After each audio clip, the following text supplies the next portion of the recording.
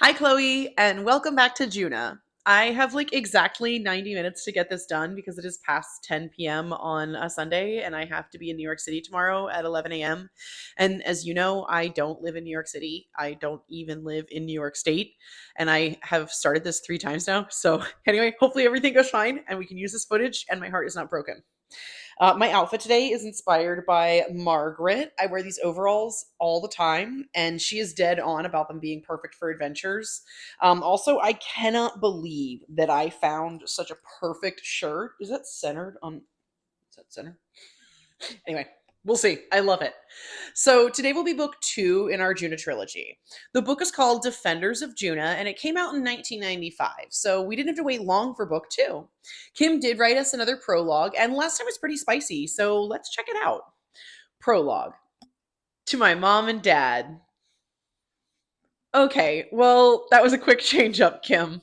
I'm not even convinced that you like your mom and dad based on that. But since we don't have much to say about Kim this time around, and I am saving my interview with a real life fantasy author about these books for the third video, let's go ahead and talk about the cover art, which is very tame on this cover specifically. Looking at Journey to Joona, with the kids riding Laurel, and Crown of Joona with this house on fire situation, Defenders of Joona is pretty chill. It is my least favorite of the covers, but I really enjoy fantasy art, so I kind of like it anyway. I found out the artist's name is Dan Craig, and I decided to look into some of Dan's other book cover art, assuming that I would find stuff more like the Defenders cover and less like Journey. But I was very wrong. So I wanted to talk about the artist for these books because I honestly just love his art, and it's a perfect time since not a lot is going on contextually for this book. It's book two. Kim loves her parents. Too bad, literally none of our child protagonists get a really clean relationship like that with their parents. But who cares? So before I nerd out on Dan, here is a timestamp so you can skip it because I'm a bad friend and I frankly don't know how you feel about surrealist art. So, Dan Craig, he was born in Mankato, Minnesota, and has spent most of his life in the Midwest. In an article by Karen Sodasanti for Common Arts, she wrote that his current studio is one floor down from the studio he opened with his friends in college and only 8 miles from his current residence in St. Paul. Very Jacksonville vibes, just to like float around the same area. But his art is great, so I'm not going to begrudge somebody like him just enjoying the area that they grew up in. Dan did move to Minneapolis in 1977 for college, so that studio is located there. With the assumption he was around 18 for that move, he is now around 66 and he is still making art. He won several awards early in his career and did well with the lush market of fantasy in the 80s and 90s. I'm just going to put a few book covers that he worked on during this time up for you to look at. Obviously, the Joona books were like mid to late 90s, so this is all before that. This is the cover for Castle in the Air, Howl's Moving Castle Book 2. Yeah, he did this back in 1990. I enjoy the flying demon with the goatee. That's like very, very 90s. Of course, he also did a book one. These are not my favorite Howl's covers, to be 100% honest. They're very yellow, but Dan's work does often have a golden hue to it, and I still thought that these were recognizable covers that we could go ahead and talk about. This market also generally led to a fantastical and somewhat surrealist art style being generally more popular. He made this poster for a fair in Minneapolis back then. I just think this is such a cool poster. I want to go there. I want to visit that fair, which actually reminds me of a scene from a kids show about like a really fantastical fair that was like a religious movie. So we're going to go check that out. Ferris wheel.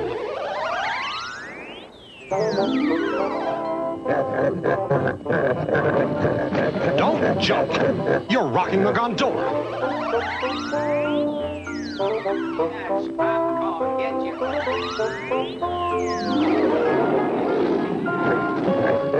Stop it, I said.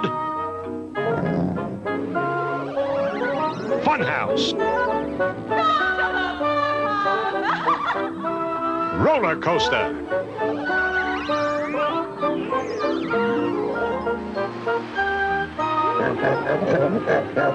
Ha ha! The great Zeppel has done it again. Oh, yes, the carousel. No! You idiot!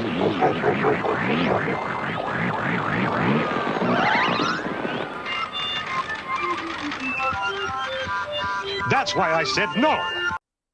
He also continued to work on more modern titles like Taskmaster, probably like my least favorite of all of his work, but he did make that and got paid good money for it. Dan has also done a lot of work for book covers continuing through the years and kind of picking up more as time has gone on. And despite him keeping true to so many surrealist themes, I feel like I've seen a version of this by every artist ever listed as a surrealist. But I'm also not an art major, so maybe I just like think I see that a lot. He does have a style to him that I like really enjoy. Maybe it's because frogs and gators, but I really like all three of these paintings so much. I would absolutely hang these in my home. They make me smile a little bit every time I see them. Oh, and this one. It sounds silly, but we used to go to this restaurant called Super Salad as a kid, and it had like kind of weird, soft, surrealist art of people harvesting things, kind of like old school Panera, but weirder. And that's why this bird painting makes me crave tomato soup. I love it. Dan continues to produce great work. Publishers like his covers because they have a staying power that can be hard to find for fantasy titles, and he has adapted to use Photoshop and other digital art tools. He remains hopeful that the ad budgets of the 80s may return to let him be really creative with something outside of the covers, but he has said that he thinks things are pretty cyclical, so he might get the chance to do that. I've linked the full article by Karen below, and it is a really lovely read. He seems to be someone who really enjoys his job and does a great job of it. He's just a fun artist to check out.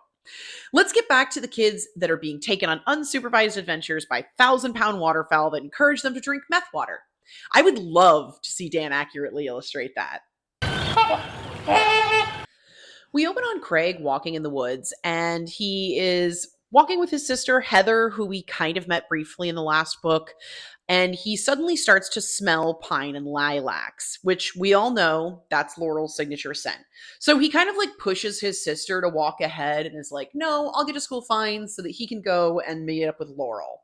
He meets up with Laurel right away. Laurel smiles immediately. We're going to have a smile counter on this one because it's going to happen more than I like. Laurel is back. Chloe, our literal white savior. I'm so happy. You could say I'm supernaturally happy. As though a weird rainbow aura of drugs is affecting me. Because it's definitely affecting Craig. Shit has gotten a little bit weird in our time away from Kim. Laurel's drugs are better, and he's also somehow even less empathetic of a god figure. Here's a couple of lines that I don't love from the first chapter. The fragrance, pine and lilac, filled every pore of his skin with tiny, tingly vibrations. He was so excited he could hardly keep from shaking. Craig felt teeny, tiny, tingly vibrations. This is 2 paragraphs later, Kim. Tighten up. Explode inside his chest, and a wonderful warmth filled him, radiating outward from his chest, down his arms and legs.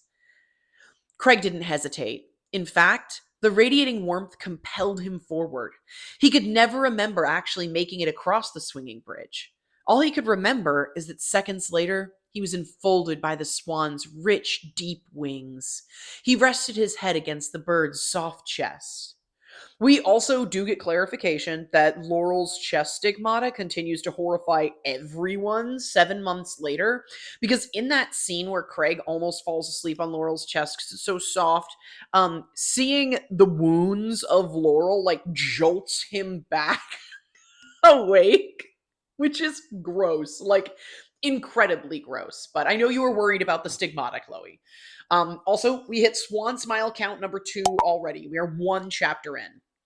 Laurel is like half a second from fully just taking Craig to Joona now that they've met up in the woods before school. But then there's a commotion close by that distracts them. So Craig goes to investigate what's going on with that. Craig comes upon Margaret and his sister Heather fighting in the woods. They're really scrapping to the point that Heather has a black eye and Margaret has a bloody nose. Laurel breaks up the fight, and Margaret embraces him happily, getting a full blast of the lilac and pine airborne sedatives.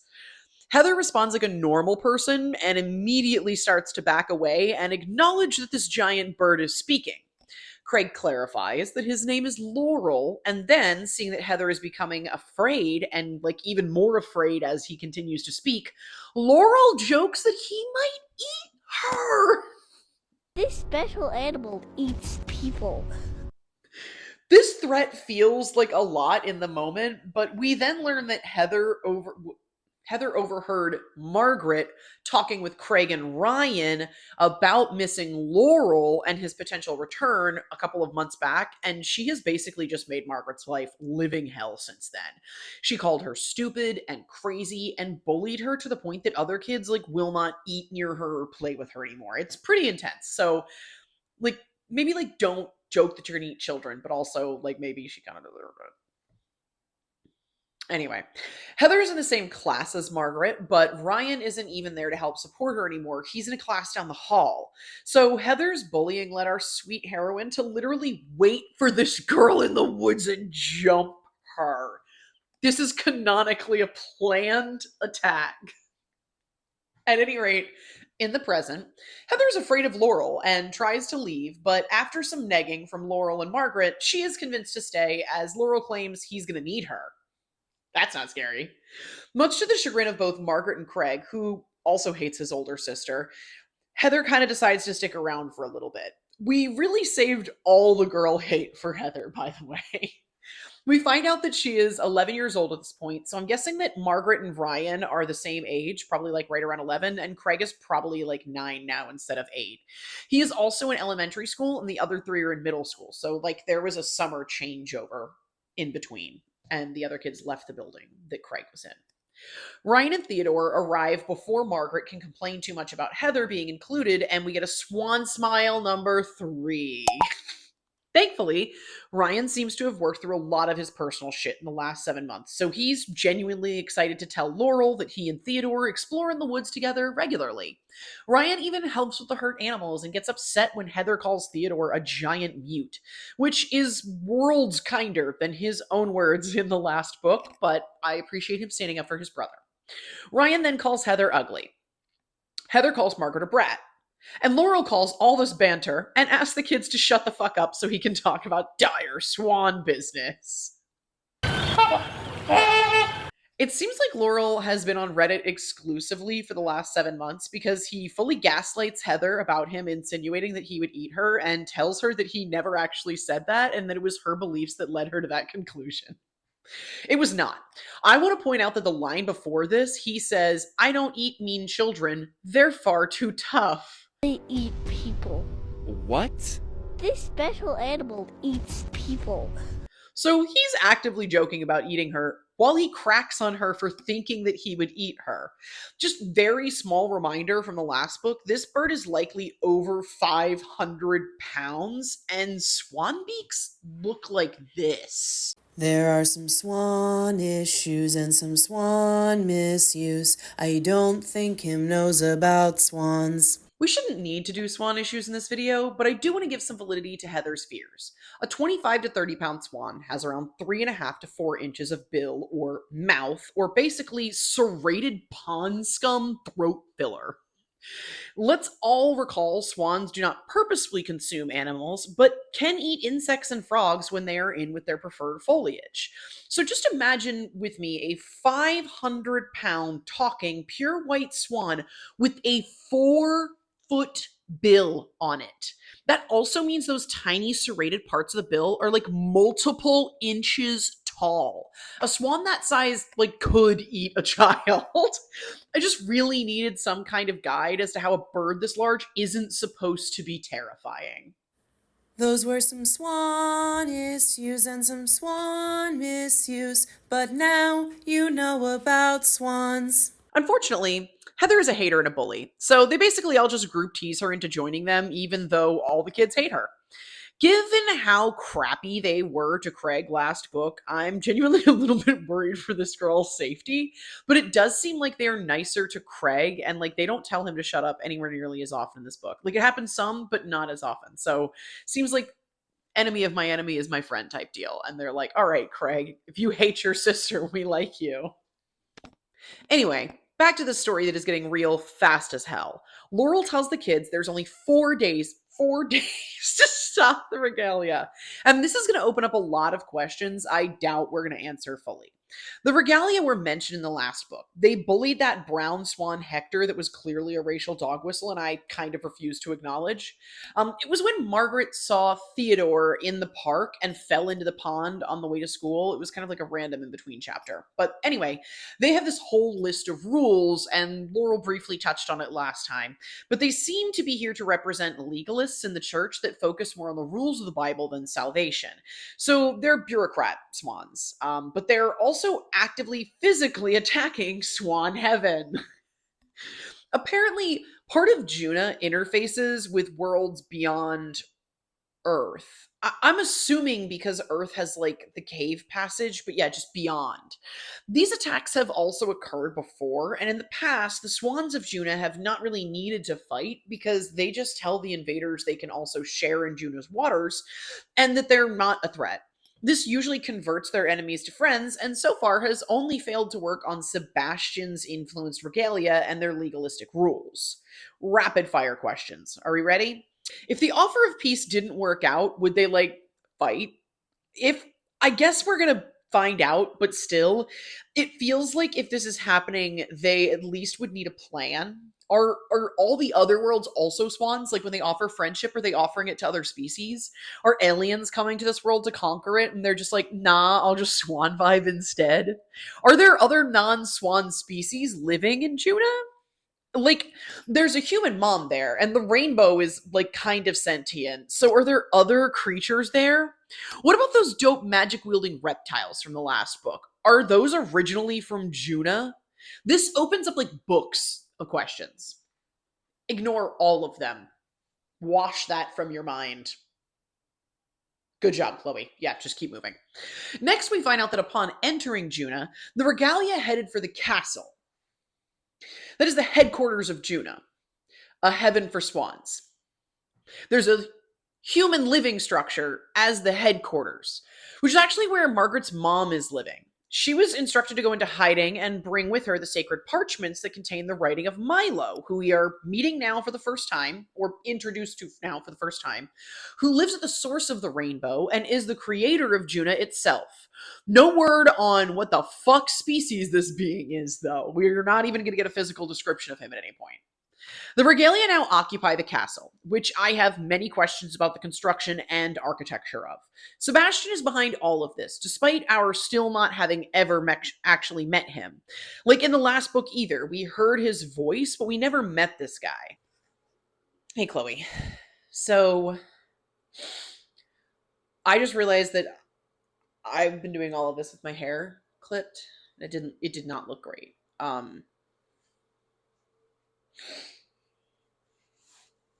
It didn't look great.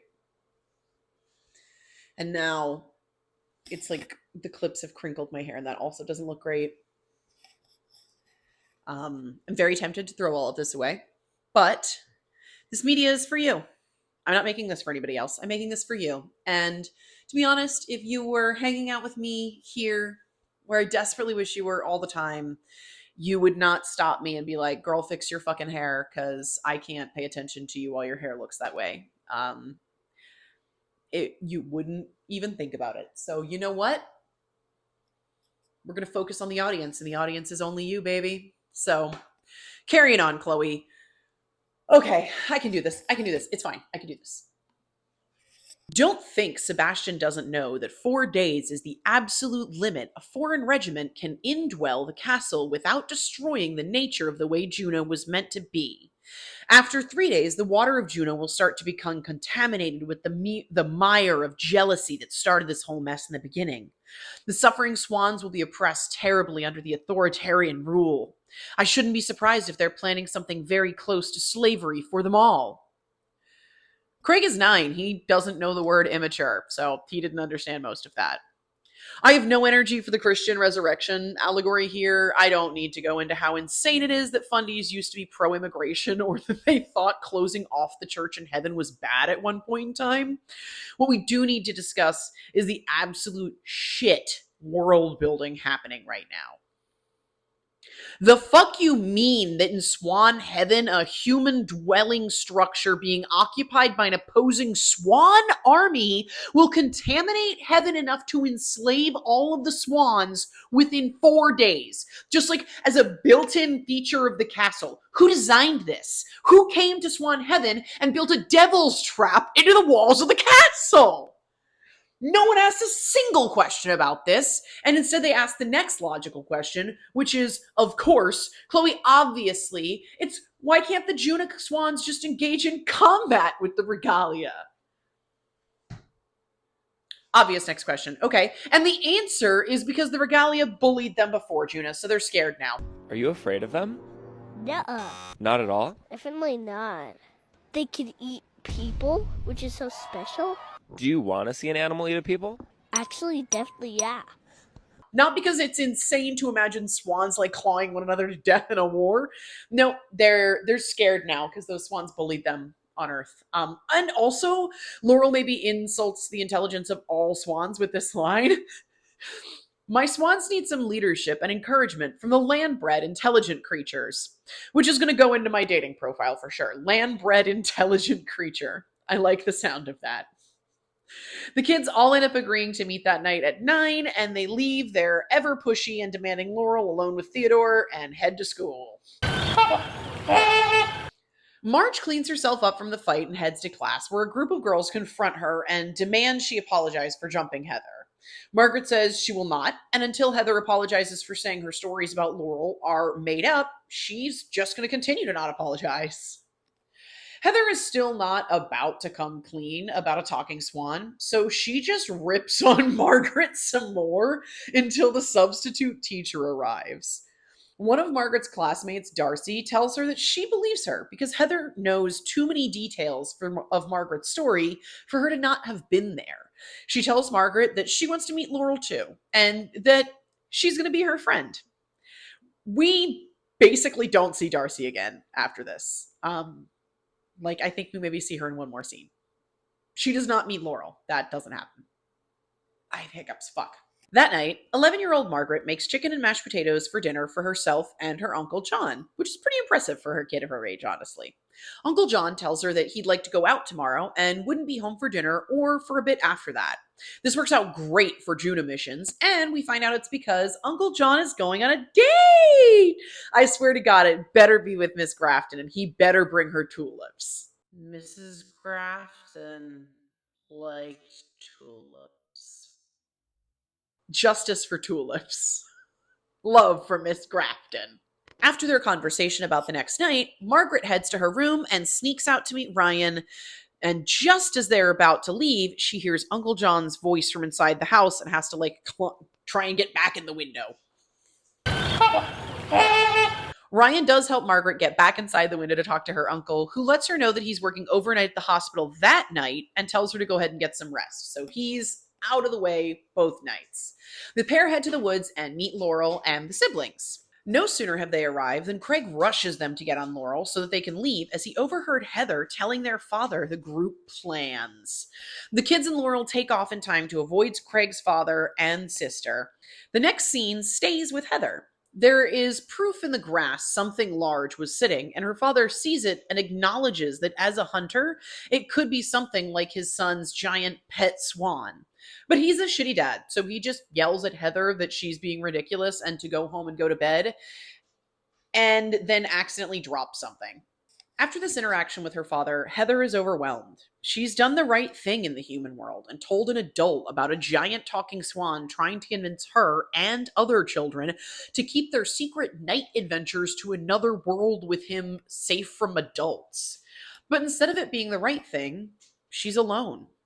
The other kids are on adventure, and her dad is yelling at her. She starts to cry and finds comfort in a feather of laurel she finds at the scene. Kim does a great job here of helping us feel complex things about Heather. She has been a systemic and cruel bully, but she also deals with a hard life at home. Her dad is an alcoholic, her mom is sick, and she has these high standards of performance as a baseline in her life. She is sad and lonely and looks into the night sky, deciding she wants to go to Joona. Great chapter, 10 out of 10. Short, but so much character development. I found myself really feeling for Heather in this situation, despite her bullying Margaret so much. Of course, she has no room in her life for fancy or fun. She has to keep things together despite the chaos of her home life.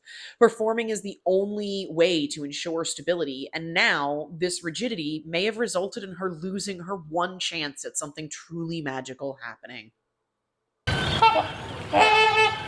It's a flying chapter. The kids are on their way to Joona when Margaret asks why Laurel likes Heather, but he doesn't say anything because he seems to enjoy watching children fight. He also lets us know that Theodore is already in Joona via his own passage, and he goes there often as he is too heavy for Laurel to carry with the kids. Theodore is younger than Ryan, who is 11. How big is this child? Like, really, Laurel, how large is an 8 to 9-year-old that you were going to carry 4 children, but he's like too much? Like, he was going to carry Heather. Apparently, Theodore, in addition to telepathic animal communication and impossible size and density, is also able to touch down in Joona without being trapped and has been doing solo missions to Joona for literal years. So, did this kid start doing this at like 6 years old, back when he was only 5'9"? The kids land, and Margaret uses the completely pointless key from the last book to let the same people into the same tunnel, but this time the water is still gushing behind the door. All the kids get high on Joona water. Swan smile count 4. The kids reboard Laurel, their all-terrain conversion swan vehicle, and do some rapid style floating down the current to Joona. The kids are enjoying themselves, drinking more Joona water, and Margaret comments that Craig looks healthier. And I swear to God, if we make him a dying, sick child, I am going to be so upset. The kids also mention the water feels good. It's like they've gone to heaven. And then they conclude that maybe they have, and are all fine with that. Laurel reminds them soon they need to take flight again so they don't get stuck in Joona. And again, the kids reiterate that they are 100% fine with being in Joona eternally and leaving their Earth lives right now. It's really good meth water.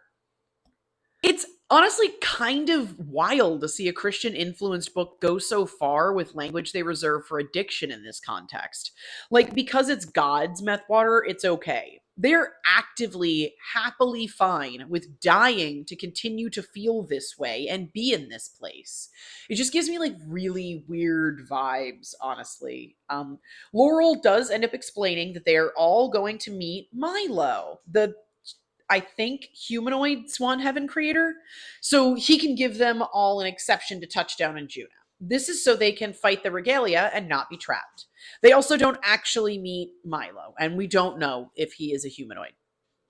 I thought we were going to make it, guys. You know, I hope that there isn't more than these two, because I am pretty sure this song is getting annoying by now, but here we go. There are some swan issues and some swan misuse. I don't think him knows about swan. This chapter takes time to note that while floating down the river, Laurel is going to take off from the water instead of the land, and that this will be an awkward takeoff. False. Swans usually take off from the water, and they essentially gather speed to physically run on top of the water and add their wing flapping to take off. The water is helpful because it's not a solid object, but their bodies are also designed to use it like a runway. Swans need yards to run to take off from land, so it would be less awkward for Laurel to take off from the water. As much as adding 3 kids to the weight makes it harder, swan legs are not made for running, and running at least 15 yards with multiple children on his back does seem harder to me, and biology, and physics. Enjoy this really good clip of a swan takeoff dynamics from PBS. It helped me a lot to kind of clarify why this makes no sense. His huge webbed feet need to drive him upwards and then forward. Now, his gigantic meter-long wings can move freely. They push air down and back, delivering him more power to accelerate him further. Ryan flies with his swan brethren to the top of the stairs and engages in some combat with Regalia there. At first, he's using his star necklace to individually shoot at and sort of blind slash stun the enemy swans. But then he realizes that he can hold it down, and it's like a full on laser beam. He takes back to the air with his swans, and we don't find out the extent of the damage of the laser beam or what it's really causing, but we do get this line. The screams from the swans below were terrifying. The whole crowd of them began to scatter in all directions. I immediately take back what I said about Ryan. Don't give him a break. Sorry about that, Chloe. It gets worse because then Evelyn explains to Ryan that these swans have their wings clipped. They cannot fly away or fly to try to attack him in defense. Yikes! Ryan proceeds with taking the upper levels of the castle, and he and his swans hunt down all the regalia they can, zapping them with his necklace so they can detain them. This is also Laurel can non-consensually touch them and restore them back to being themselves, so it's all with good intent at least. As they search the castle, Ryan finds destroyed portraits and a lime green room that the regalia painted. You know those swans love Charlie. It'll always be the one. Drop down, yeah. The camouflage on. Ryan eventually finds like a super pretty preserved room with a cascading fountain in the middle of it, and he is told it's where the swans used to do post-work happy hour in the common area to celebrate their weekly wins. Ryan tops up on the Joona water here and heads out of the fairy fountain.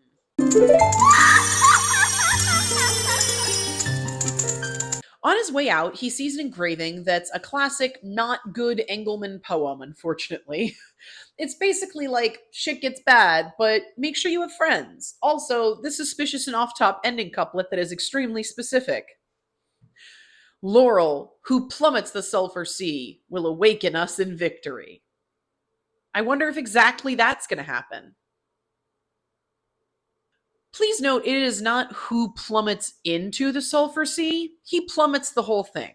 Excited to hear about what that's going to be like. On the lower levels, Craig and Heather are less lucky than Ryan. Their enemy swans are leadership, so they can fly. And they are whooping the ass of Laurel's army and doing their best to avoid the sibling star shots. This time it's less of a fish in a barrel situation, but we do get a description of the battle that mentions the swans crashing to the ground and flying into walls once they get hit. I feel bad. The kids do eventually take down all the regalia, but they have to use their Joona water to restore their own troops. They see a portrait of Sebastian in a great living hall before finding the door to the penance room, and it has a green tint to its black feathers, like the portrait does. Not gonna do a whole thing, but no, that's like a geese duck thing, not black swans. They almost look matte in how black their feathers are. But this is supposed to be about oozing evil, and I'm not going to be a stickler for an additionally badass bad guy. The regalia is calling this man the Great One. Let's let him be extra. Anyway, they charge on to try and save Priscilla, Samson, Margaret, and all the other prisoners in the penance room. Once inside, Heather is hit by the dry, cracking heat of the room. Craig rushes ahead to take the room, and she ends up finding Priscilla with the help of Alexander. Heather is dead set on saving Margaret immediately, so she rushes towards Sebastian's quarters to find her friend. I do approve of a romance developing between these two, but still not Ryan and Margaret. Primo agrees. Priscilla explains that Margaret was taken to the Great One and that they were just lining up the swans in the penance room to be fed to a lake of sulfur.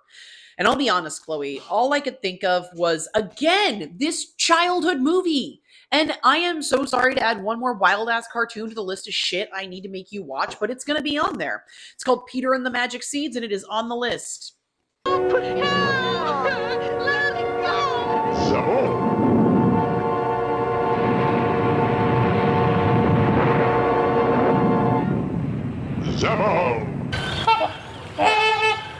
Flashback chapter. We jump to when Margaret was behind the waterfall and saw the green door. She makes her way across the rocks to the door and manages to open it. The voice she heard earlier, I'm not sure if it actually mentioned that, but it was like a bad guy voice that she heard earlier. Anyway, that voice is louder by the door, but inside the door is completely black. Margaret decides to head back, but gets startled by the voice bellowing again and slips. She falls down into what she determines to be Sebastian's territory. It's described as a place between Earth and Joona. I have a lot of questions about this that I'm going to keep to myself. Margaret gathers her courage despite the dark and scary environment and a sore elbow, and she starts creeping towards the source of light.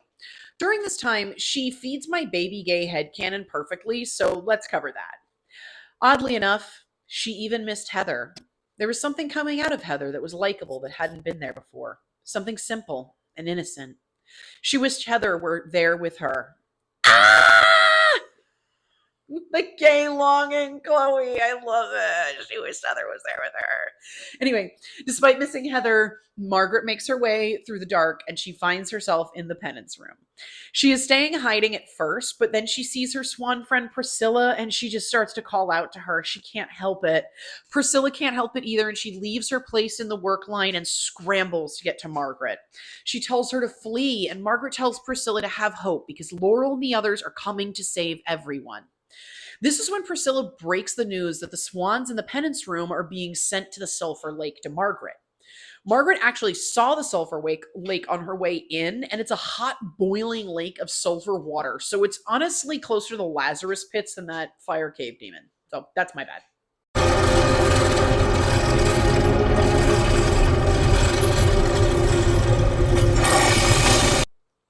Margaret gives Priscilla some Joona water to help revitalize her and tells her to bring some in her mouth to Samson, who collapsed earlier and was put on a discard pile. The guard notices that Priscilla is missing and comes to get her, but Margaret steps in the way so that Priscilla can dodge and go help Sebastian. I'm sorry, not Sebastian, Samson. The guard that comes is actually Hector. He has been taken by the regalia and begins to shout at Margaret. He ends up letting her know that another large human, presumably Theodore, had just arrived upstairs as well. More swan guards come and they encircle Margaret, demanding to know how she infiltrated the castle. She points from whence she came, and they say that is Sebastian's private tunnel, and she shouldn't have been able to enter it. They peck at her and draw blood and end up herding her towards the stairs to go meet Sebastian. She goes along with the group of swans at first, but then she uses some swan issues herself. She realizes their little legs suck at stairs and grips her lucky feather before taking off running to try and lose him. She makes it to the top of the stairs and heads through the only available door, but is immediately met by regalia leadership with their fuck-ass little whistles.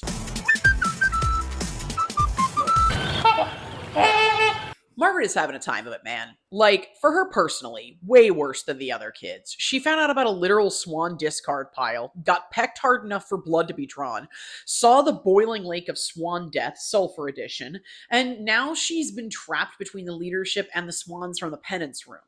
Hector tries to explain where Margaret came from and how dangerous that is because it should be Sebastian's private territory, but the other swans get pissed about an underling piping up and assault him with their beaks until he collapses in a bloody pile. I am not exaggerating.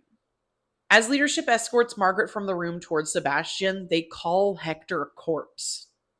She fully witnessed a group murder.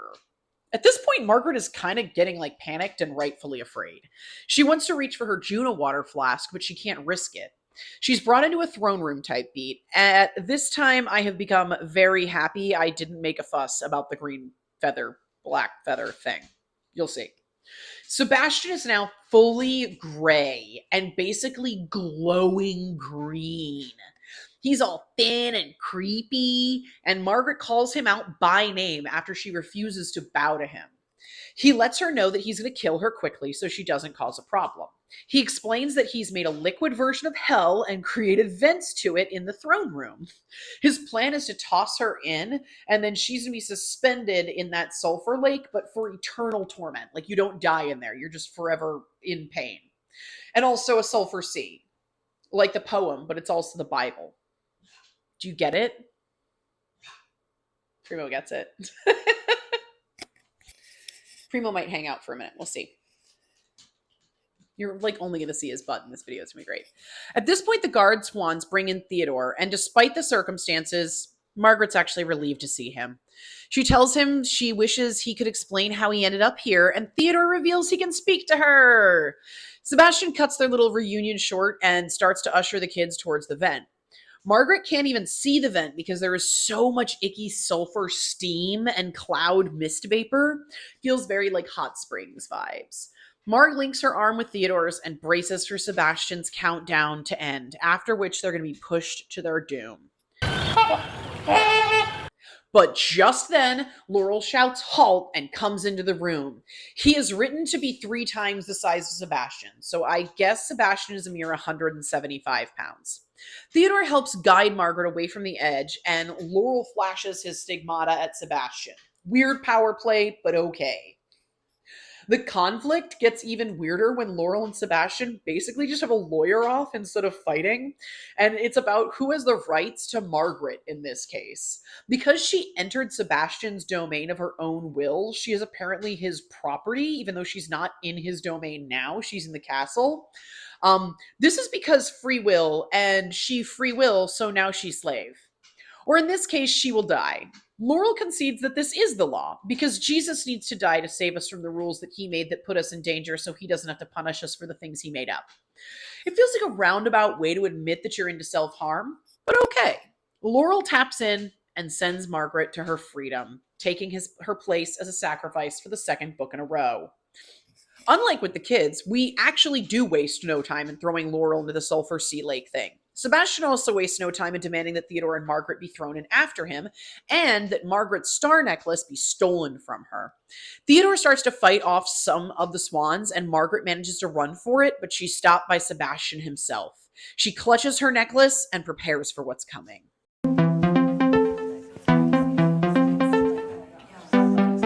Oh my god, thank goodness you're here.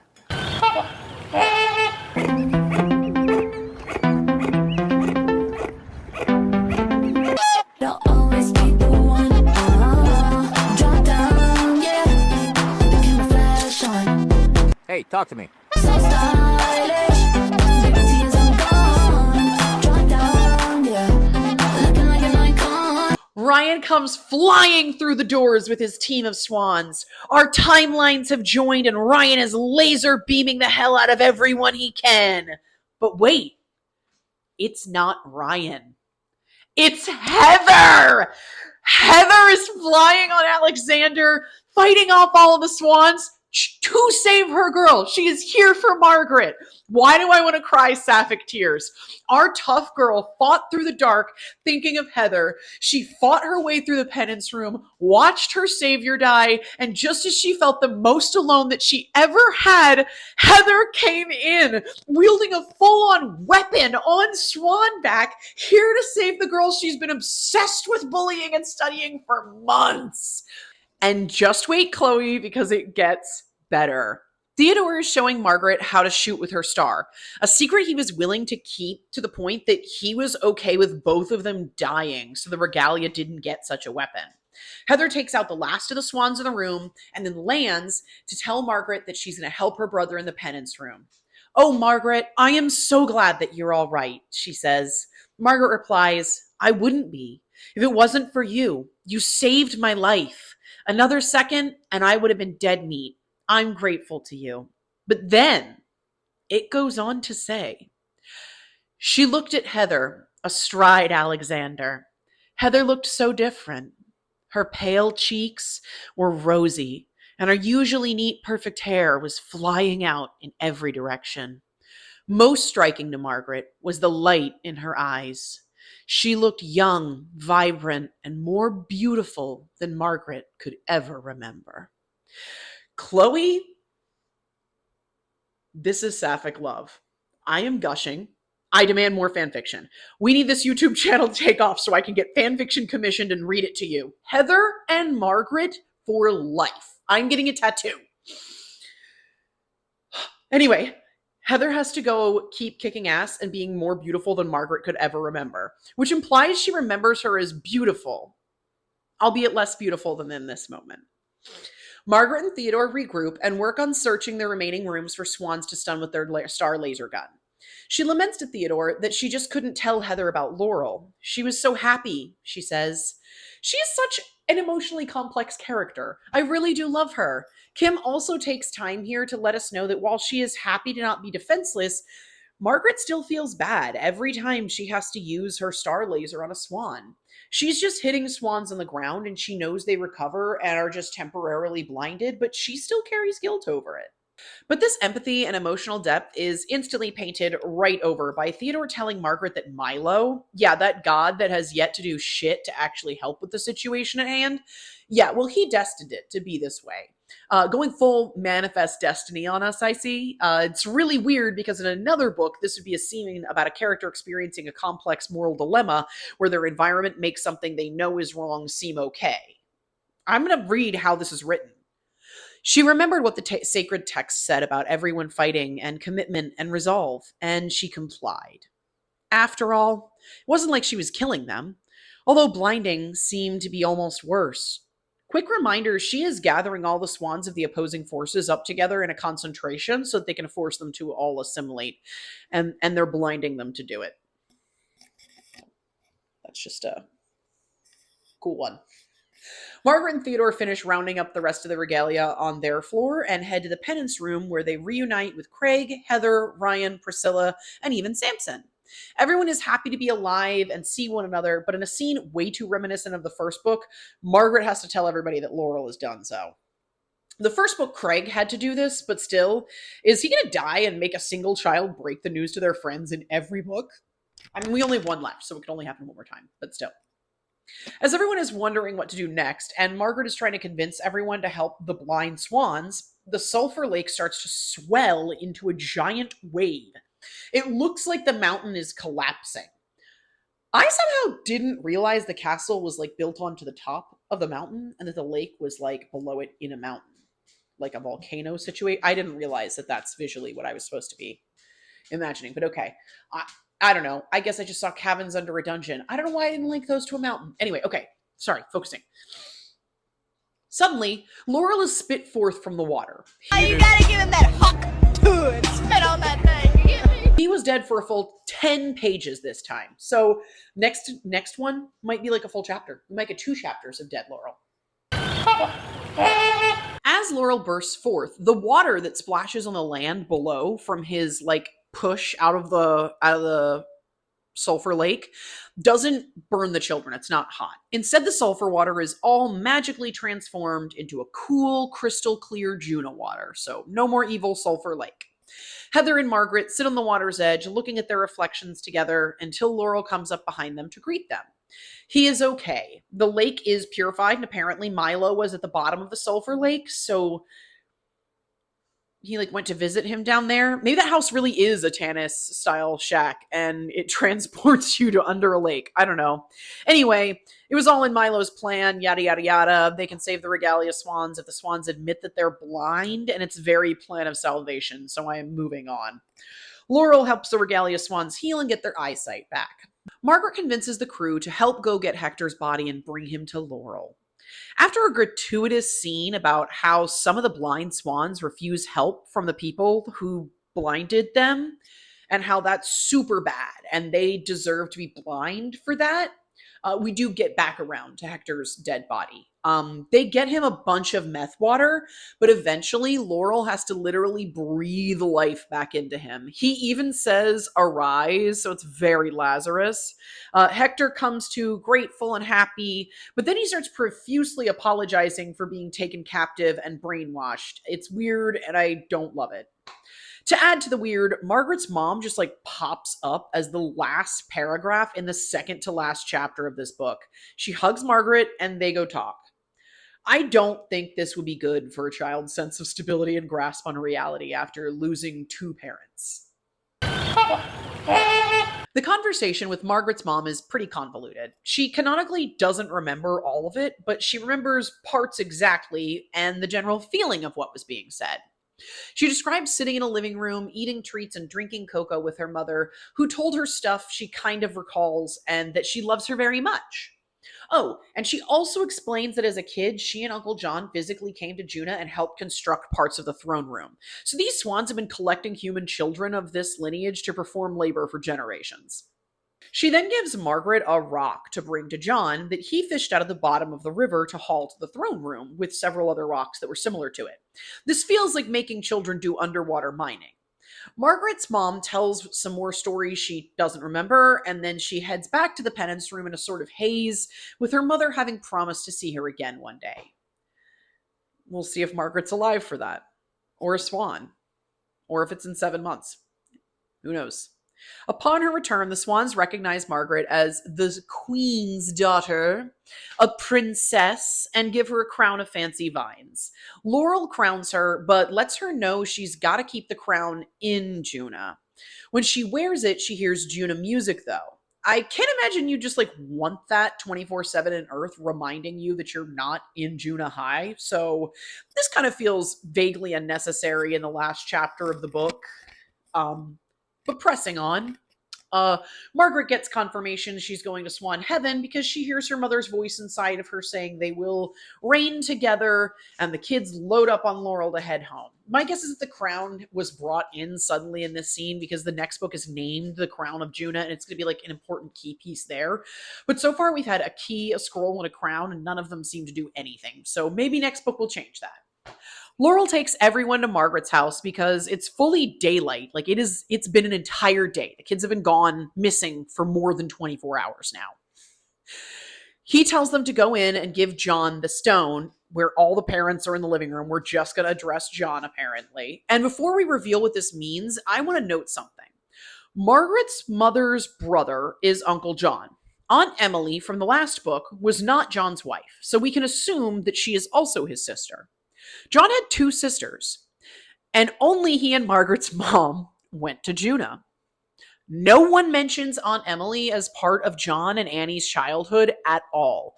She doesn't remember Joona. She isn't mentioned by Laurel. If my siblings explored an entire other world without me and never mentioned it, I would disown them. Like, fully fuck you. Life is so limiting and painful and hopeless, and you went to a magical world with free unlimited legal drugs and didn't even mention it to me? You had time to build a throne room for swans and didn't mention it to me. Honestly, maybe Aunt Emily isn't the bitch. So, Craig and Heather's dad, Casey, is pissed off and starts screaming at the kids. But Wilda, Ryan's mom, is rightfully very worried because Theodore still isn't there. The police could not give a shit and are like, we've looked for him before and he always comes back. Case closed. He leaves and Margaret gives the white rock to her uncle, who also is like, oh, they've been in Joona and I used to underwater mine to build castle structures for swans there. Case closed. Casey is the only parent after this that is at all angry, and not in a good way. He's screaming at everyone, children included. Laurel comes in, and only Uncle John and the kids can see him. I guess he's not moving furniture out of the way, despite the fact that he's huge. Don't worry about it. John is elated, and he brings Laurel a ring that belonged to Annie to return to her and Joona. As everyone is saying goodbye, Wilda glimpses Laurel for just a moment, but Craig and Heather's parents remain blind to Laurel. Regardless,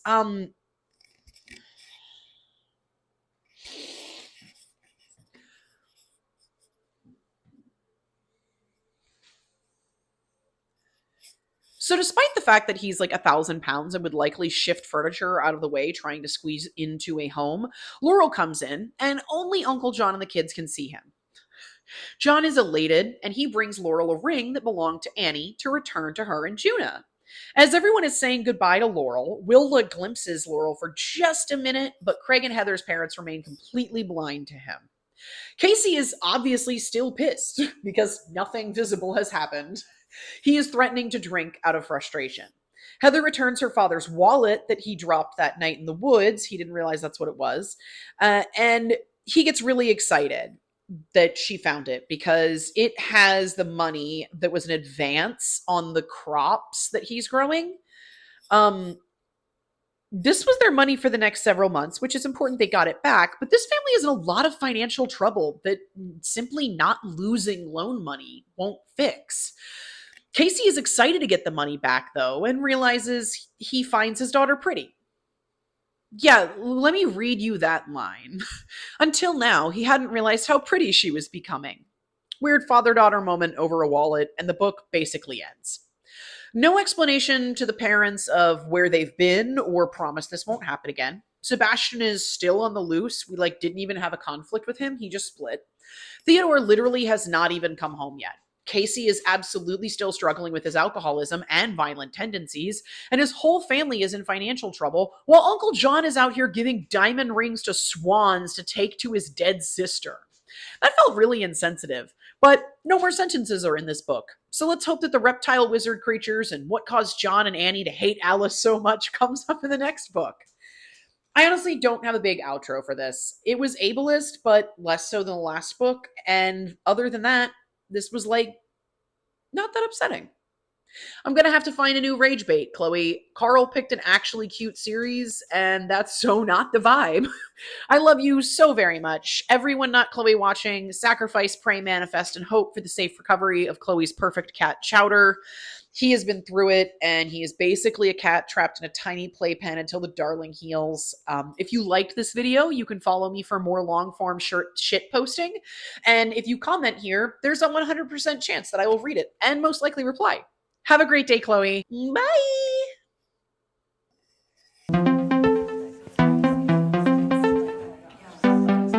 Oh my god, thank goodness you're here.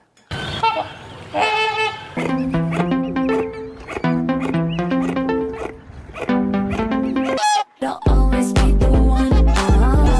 Drop down, yeah. The camera flash on. Hey, talk to me. So stylish. Baby, tears are gone. Drop down, yeah. Looking like an icon. Really like Komodo dragons. If you could talk to Komodo dragons, what do you think you'd say to them? I love you. You're so nice. What do you think they'd say to you? I think they would just say thank you. Do you think they'd say I love you back? Oh, yeah, maybe. What would you do if you went to Panija? I would just ride on all the Komodo dragons, but I know that Komodo dragons eat people. Wait, what? They eat people. What? This special animal eats people. Are you afraid of them? Nuh-uh. Not at all? Definitely not. They can eat people, which is so special. Do you want to see an animal eat a people? Actually, definitely, yeah. Why? Because it's like, I never seen an animal eat a person. But you want to. Yeah. Even though they might eat me, I still love them. They're the best, basically, right? Right. Basically.